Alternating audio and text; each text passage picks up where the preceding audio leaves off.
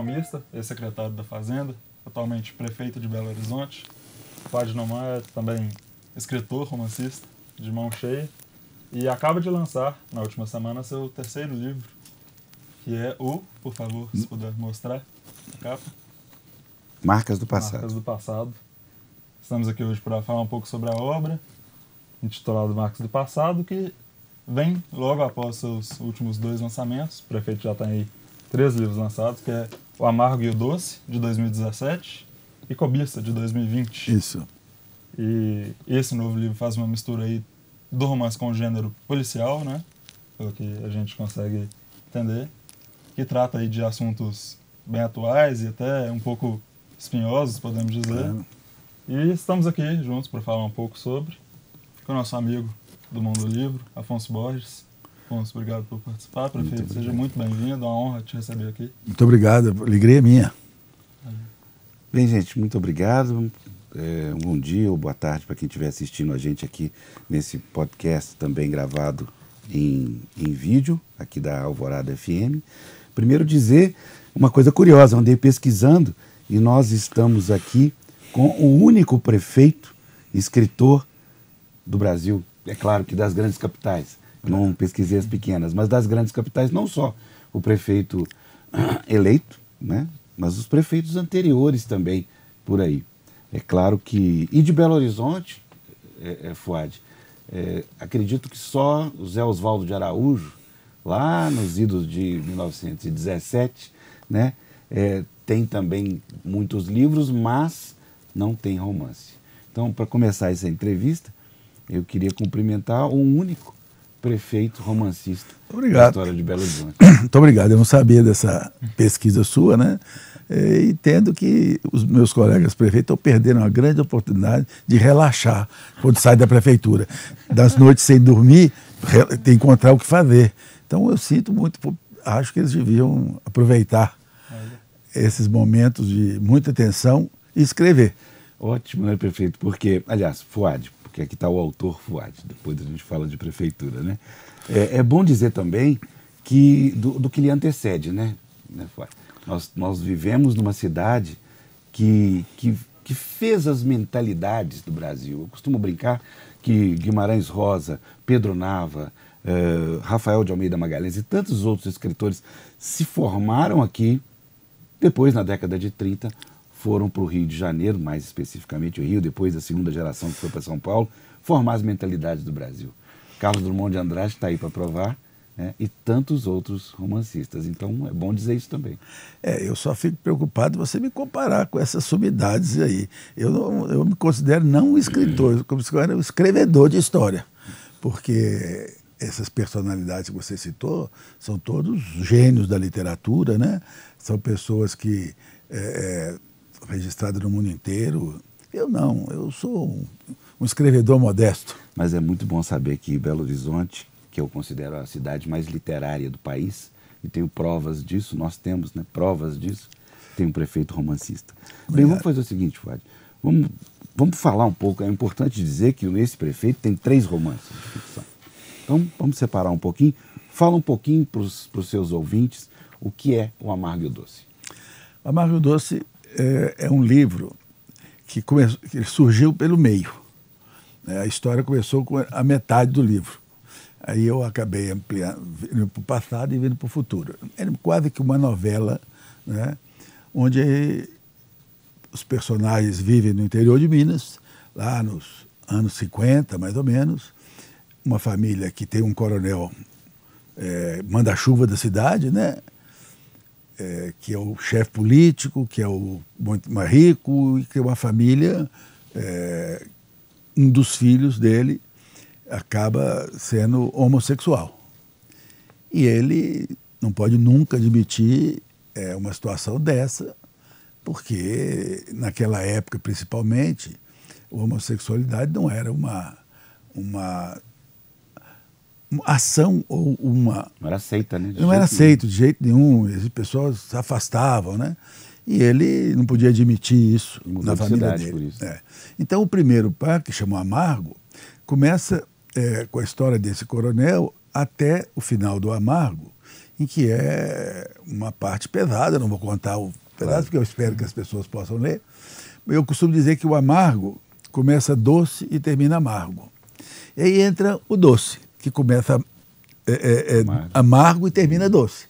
Então, é um jogo de situações em que a gente vai descrevendo o antagonismo entre a vida do coronel, chefe político, poderoso, convidado para se candidatar ao governo de Minas, né? Que visita o Palácio da Liberdade, se encanta com as belezas do Palácio da Liberdade, com a família em que tem um peso na consciência, um homossexual na que família. tem um homossexual e que destrói o poder do coronel. Então é uma história assim... Mas pode te provocar, o que tem de realidade, o que tem de ficção nessa história? Eu acho que tudo é ficção, né? Logicamente, qualquer pessoa que viveu no interior de Minas pode identificar uma ou outra situação semelhante, parecida. Mas no caso do livro, não tem nenhuma conotação com nenhum personagem real, com ninguém. É tudo fruto da imaginação. Depois que eu li o livro, eu fiquei pensando muito isso. São histórias, né, que a gente sempre ouviu dizer, sempre ouviu contar, né? É isso. É isso que eu falo, quer dizer, as passagens ali pode não ter acontecido com uma pessoa só, mas aconteceu com várias pessoas, cada pedaço. Eu fiz foi juntar um pouco dessa história e que a gente viveu no interior e conhece muito o que aconteceu e mandar o livro, e muito otimista na época e depois um pouco preocupado, mas eu acho que houve uma boa aceitação. As pessoas leram, gostaram. E Doutor Salvador comprou 100 exemplares. Doutor Salvador comprou vários. Doutor Salvador é o meu maior incentivador. Né? Ele acabou perguntando, cadê o segundo? Cadê o segundo? E aí eu escrevi o Cobiça. Vamos agora, bem, falou do amargo e o doce, agora vamos falar do Cobiça. O Cobiça, como o próprio nome está dizendo, a história é uma história muito comum no interior de Minas, daqueles poderosos que têm sua terra, têm o seu poder, né? E o poder é medido ali em hectares, em acres, né? O poder não é medido assim, quantos metros você tem aqui? Ou empurrar a cerca para lá, ganha 1 metro. E o cara vai falar, não, resolve no tiro. Então, essa discussão ela é muito viva até hoje. Naquela época você não tinha georreferenciamento, não tinha nada, então as marcas eram muito difíceis de identificar. Sobe o morro no valo até a porteira velha, que não sei. O que é isso? Isso estava em escritura, que é o pior. Pois é, né? E aí o velho, o patrono da família, morre e tem o quinhão dele, a herança dele para dividir pelos 4 herdeiros. Cada um fica com um quinhão, só que a grama do vizinho é mais bonita, né? A galinha do vizinho é mais gordinha, então cada um ficava olhando o pedaço do outro. E aí começa uma disputa, e o mais inteligente, o mais mal intencionado do que o outro, começa a fazer artimanhas para tirar as pessoas. E aí, com essa situação toda, eles fazem maldades a fundo com fazendeiros, e aí depois vem a vingança das pessoas que sofreram, encontrando. E o final do livro, lógico que eu não vou dizer aqui, acho que todo mundo no final que fez maldade acaba perdendo. Né? Que eu acho que bom no final do livro é isso. Eu tenho uma passagem nesse livro, eu costumo contar isso, é uma amiga muito querida, que estava lendo o livro, e tem uma personagem, que é a filha desse coronel, que é vítima de uma trama de um inimigo do coronel para desmoralizar o coronel. E a moça pura, boa, quieta, e quando ela sofre publicamente essa agressão, essa minha amiga que estava ali pegou o livro e jogou lá longe. É um absurdo fazer isso com essa moça. E eu fiquei muito feliz, porque eu vi que ela se apaixonou pelo personagem, né? E aí se sentiu extremamente ofendida. Como que o escritor faz? Eu falei, não é o escritor que fez, foi o personagem que fez. Então, essas coisas são, para mim, são feedbacks maravilhosos. É o segredo da novela, né, Fábio? Porque você não sabe o que vai acontecer na página seguinte e fica doido para ler. Nesse livro aqui, tem uma outra amiga minha que foi no lançamento, levou o livro E no sábado ligou para mim à tarde. Fuad, eu tô com muita dó da Dirce. Como é que vai terminar? Ela vai ficar. Você leia, gente. Não, eu estou muito curioso, eu não vou esperar o final do livro. Eu digo, não, vai ter que esperar o final do livro, porque não tem spoiler aqui. Então, o Cobiça fala um pouco do tropeiro, né, daquelas pessoas que saíam vendendo produtos pelo interior. Fala um pouco do caixeiro viajante, que era muito famoso no interior de Minas, né? Conta um pouco da história, mesmo dos anos 50. O interessante é que ele começa com a fase atual, em que uma moça recebe uma mensagem pelo Messenger, perguntando se elas eram parentes, porque ela queria saber a história do avô. E aí a moça que recebeu vai buscar a história. E aí ela começa a contar a história do avô até o final. Então eu achei que ficou um livro bem acabadinho, uma história arrumadinha, com várias passagens. Eu gostei muito do Cobiça. Aliás, gostei dos três, mas o Cobiça ele me deu assim uma sensação muito grande, porque ele é mais antigo ainda, ele começa lá nos anos 30, 40, né? E chega nos anos atuais. Então, Cobiça é um livro que eu gostei muito. Uma pena que no dia do lançamento dele, que ia ser 17 de março de 20, veio a pandemia, fechou tudo e nós não conseguimos fazer um lançamento formal dele. Mas é um livro que vale a pena ler também. Então, agora vamos à atualidade. Fuad Nauman está lançando Marcas do Passado. Fala um pouco para os nossos ouvintes. Marca do Passado, diferente dos outros, ele não é uma história do interior de Minas. Ele é uma história que passa alguns anos atrás, principalmente no final do século XX, né? Em que uma moça nova, 17 anos, filha adotiva, é vítima de um estupro.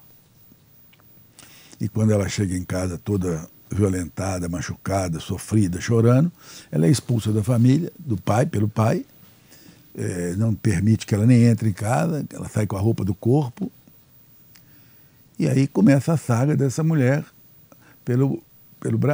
por Minas Gerais, tentando se encontrar. Ela acaba tendo um filho, né, que você não sabe se você só vai descobrir de quem é o pai depois. E onde ela passa, ela é sempre vítima de algum tipo de algum sofrimento, alguma coisa, uma moça boa. Assédio, né? Hã? Assédio. Assédio, ela é violentada. E o filho dela chama Roberto Carlos, por causa do nosso ídolo da Jovem Guarda, naquele tempo, né? E esse menino acaba crescendo e uma confusão danada. Lá na frente, ela acaba presa e vai recuperando depois a sua dignidade, né? E no final ela tem uma surpresa muito grande quando... Eu não vou contar, não. Não vai contar, não. Quando aí... tá bom? Quando? Pronto. Hã? Quando? Pronto.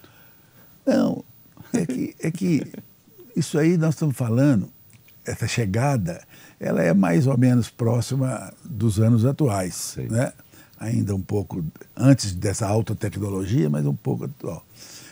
Porque tem uma história de uma doença muito grave, né, no livro, e eu acabei descrevendo a doença, ouvindo alguns oncologistas, mas eu acabei atropelando as orientações dele e até no livro recomendo, olha, o erro é meu, não siga isso como exemplo de médico não, precisa de conselho médico não.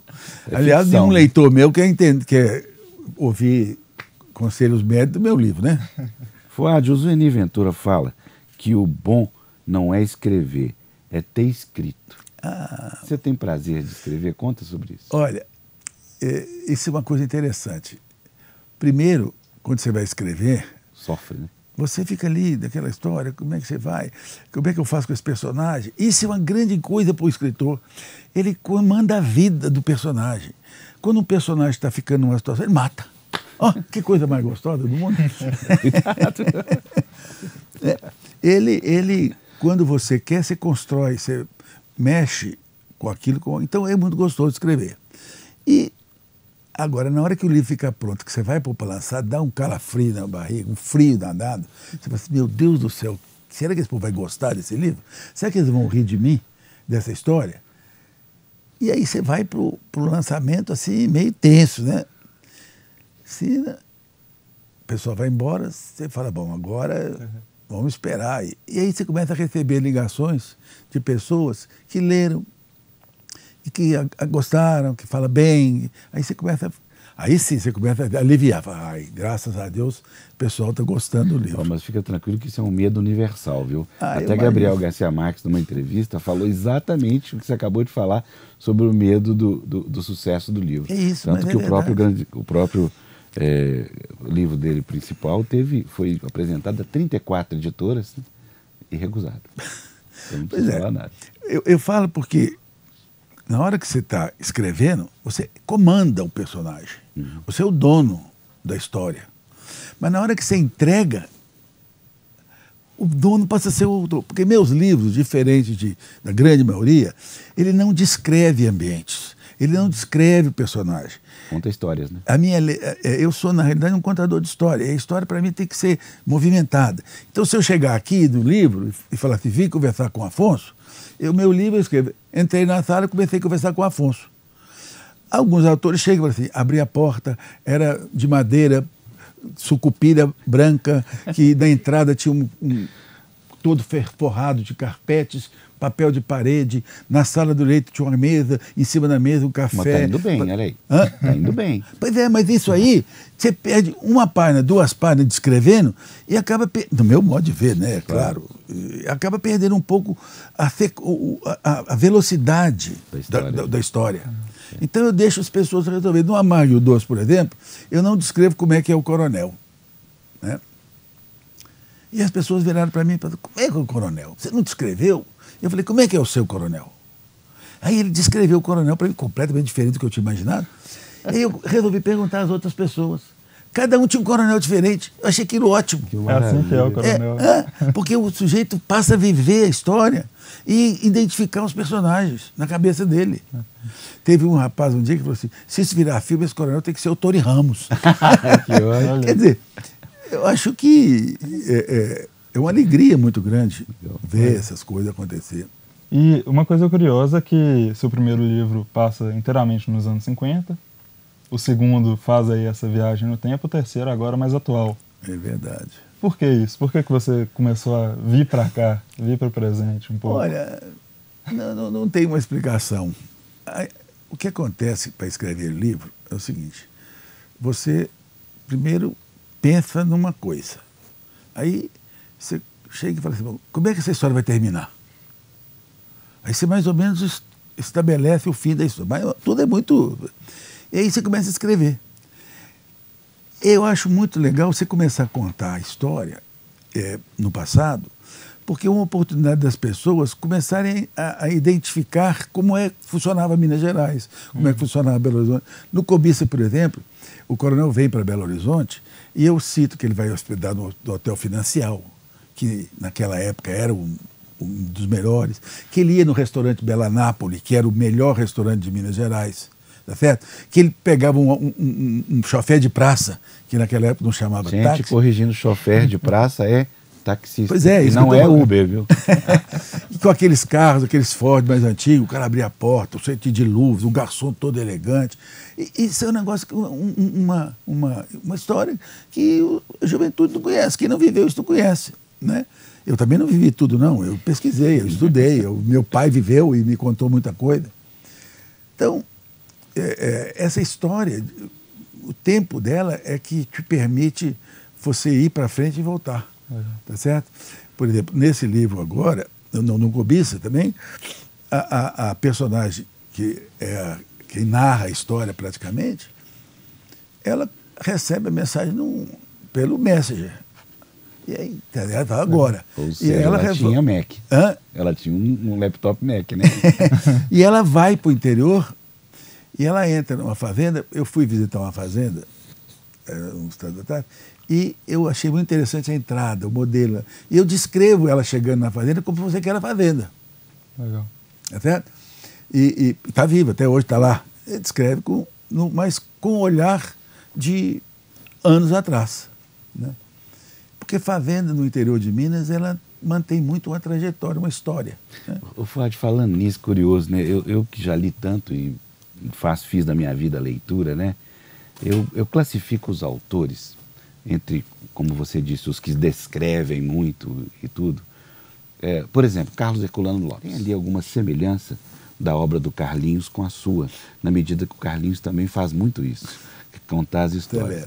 E tem ali um ingrediente que eu nominei de vida interior. O que é isso?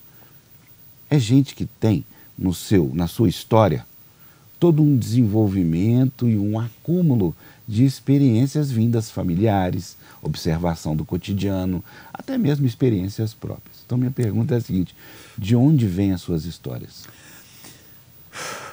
É exatamente daí. Quer dizer, você chega num lugar e você vê, por exemplo, cada fazenda. Você viu a fazenda. E aí você descreve aquilo e monta a história dentro daquela fazenda, uma história que você constrói aquilo. Quando a personagem do Cobiça, ela vai lá e ela procura a mãe ou a avó, né, para poder contar para ela um pouco do avô, e ninguém quer contar a história, ela fica muito preocupada. Aí ela vai na cidade para tentar descobrir. E ela encontra lá um senhor, bem velho, que tem lá um armazém daqueles secos e molhados, tudo, secos e molhados, e ele é aquela pessoa antiga que senta lá, dorme no lugar, vem para cá, quando faz xixi molha a botina, ela vê que a botina está molhada, e que ele chega todo e fala: não, eu vou dormir, minha filha, estou cansado. Você vê isso no interior de Minas hoje, né? E via muito mais no passado. Então essas histórias você vai pegando os pedacinhos e vai construindo essa história, pequenas coisas que uma pessoa fez, o que outra viu, o que você já leu de alguma forma, uma coisa parecida, junta, e sai a história. Bacana. E uma coisa que você comentou interessante, o senhor pega essas tradições de Minas, essas nuances, tanto da cidade quanto do interior, e traz para a sua literatura. Uma coisa curiosa é o tanto que a literatura consegue trazer isso para a gente, mas existe hoje, perguntando como prefeito, algum projeto para trazer a literatura para as pessoas através da cidade? Olha, nosso lema em Belo Horizonte agora é trabalhando por uma cidade mais feliz. Nós ficamos 2 anos presos dentro de casa, todo mundo por causa da pandemia. Isso gerou depressão, gerou briga de casal, menino que não queria estudar mais. Neurose, gente que não sai de casa mais. Criança que não aprendeu a ler, né? E nós, então, montamos um programa para fazer as coisas acontecer. Mais saúde é mais feliz. Mais educação é uma cidade mais feliz. Mais gente na rua é uma cidade mais feliz. Mais show é uma cidade mais feliz. Né? Mais leitura, mais cultura é uma cidade mais feliz. Então, a gente tem, junto a Secretaria de Cultura e a Fundação Municipal de Cultura, grandes projetos de leitura, de livros, de teatro, né, de dança, porque tudo isso faz parte da cultura. Né? O livro é uma peça, mas é uma coisa interessantíssima, porque o livro te transporta para o mundo. E a Secretaria de Cultura tem vários programas para isso. Então, nós estamos montando no Parque Municipal, se Deus quiser, nós vamos concluir aquela área do espaço cultural, onde terá uma arena para apresentações, mas terão também bibliotecas, áreas para as pessoas poderem, a criança, o idoso, poder sentar lá durante o dia e folhear coisas, e ler, e mexer. Então, sim. A resposta para a sua pergunta é sim. Nós estamos trabalhando por uma cidade mais feliz, e uma cidade mais feliz pressupõe uma cidade com mais leitura, com mais cultura, com mais diversão. Belo Horizonte com certeza está se tornando um centro cultural do Brasil. Né? Sem dúvida. Fuad, me passaram agora uma mensagem aqui boa. Se você tem um concorrente. Tenho? Tem. Graciliano Ramos foi eleito prefeito de Palmeira dos Índios em 1927. Mas não é uma cidade muito grande, né? Mas tá bom como concorrente, não tá? Mas eu fico pensando assim,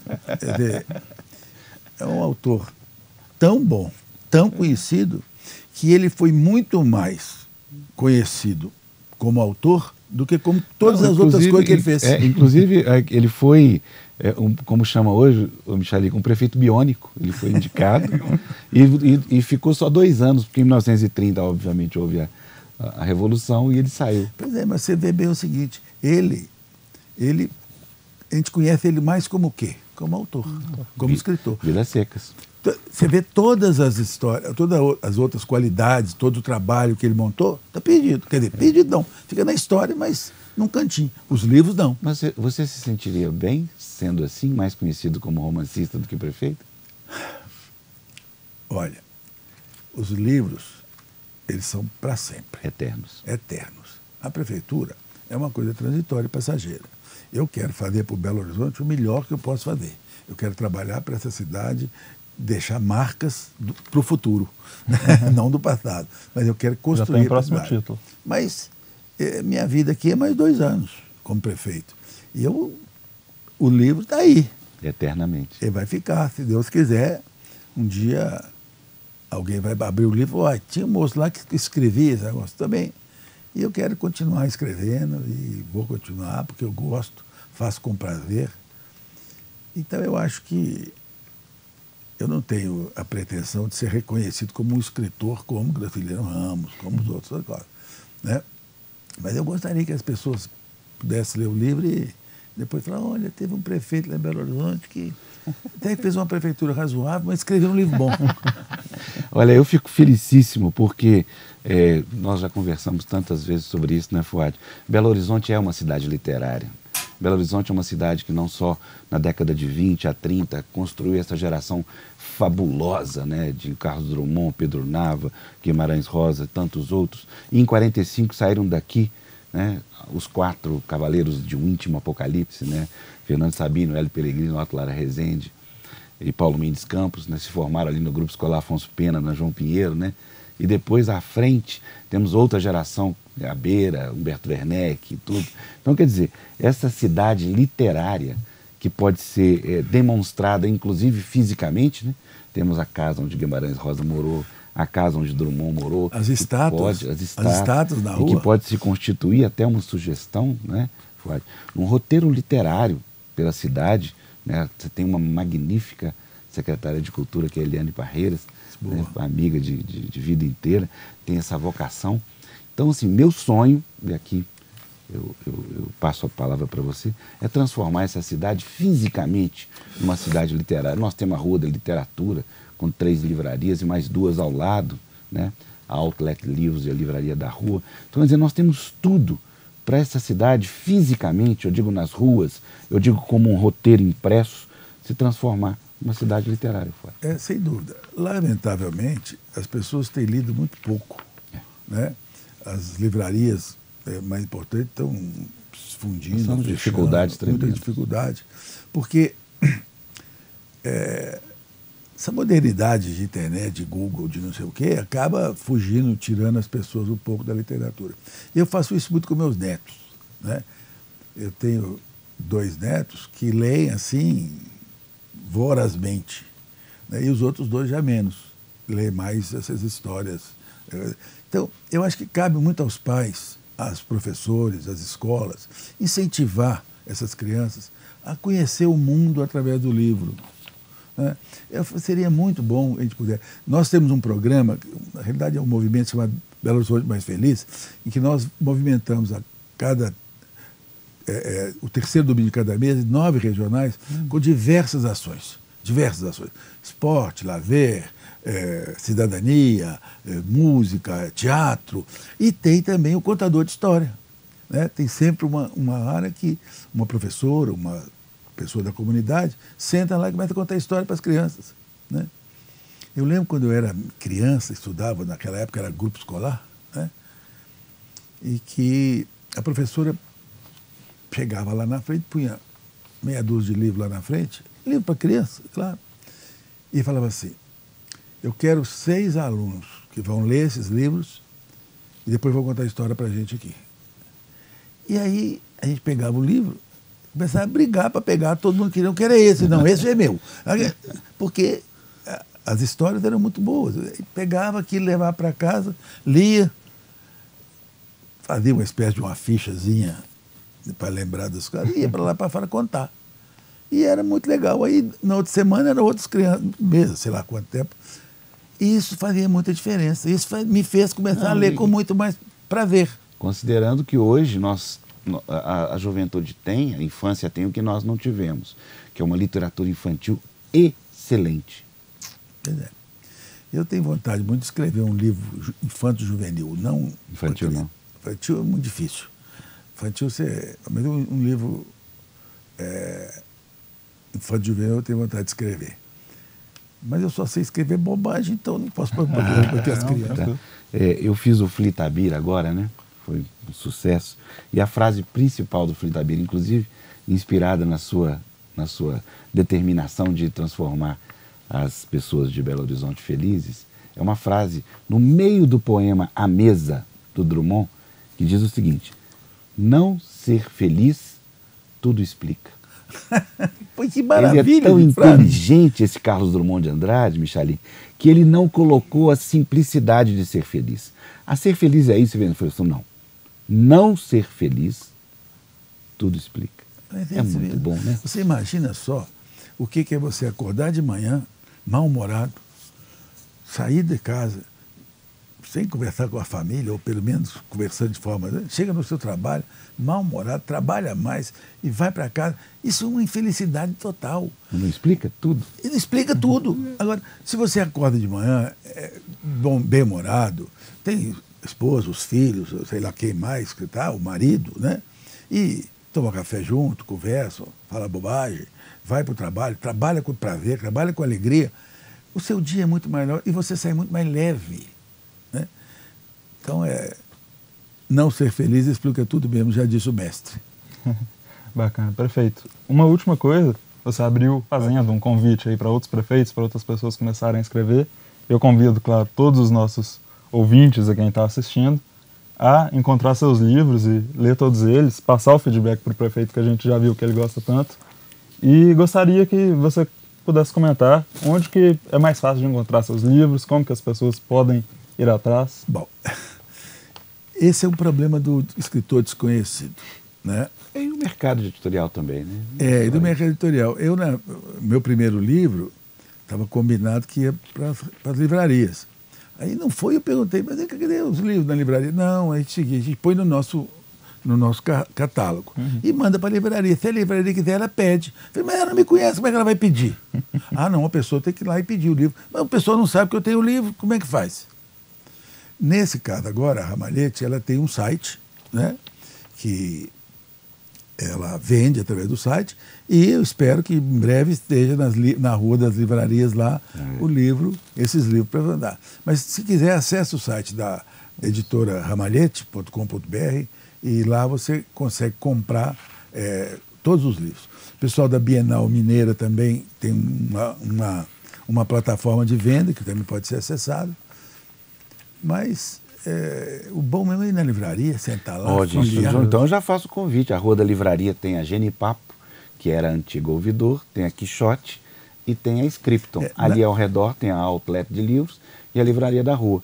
Então, se vocês quiserem, certamente os 3 livros do prefeito vão estar nessas livrarias em breve.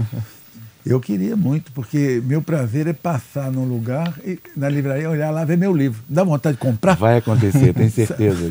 Porque... Só não compra todos, tá? Só não compra todos. Eu só compraria todos se todo mundo metesse o pau. Aí eu fico com vergonha de comprar.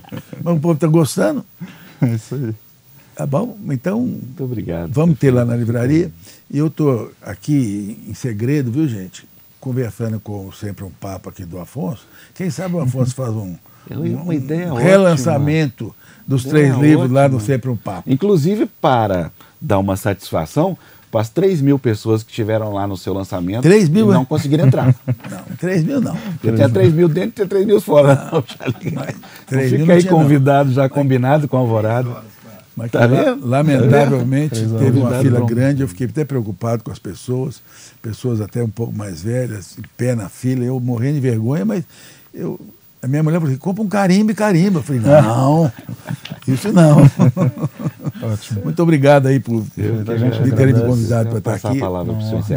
Muito feliz de estar aqui com vocês, com o Afonso, que é um amigo antigo, com a Rádio Alvorada, que é uma rádio importante, né? Eu tenho lá no meu carro, tem lá, só apresentar o 94 que está lá, gravada, porque é uma sessão de música muito interessante e uma parte de cultura muito legal. Né? Eu agradeço a Alvorada por esse espaço, né?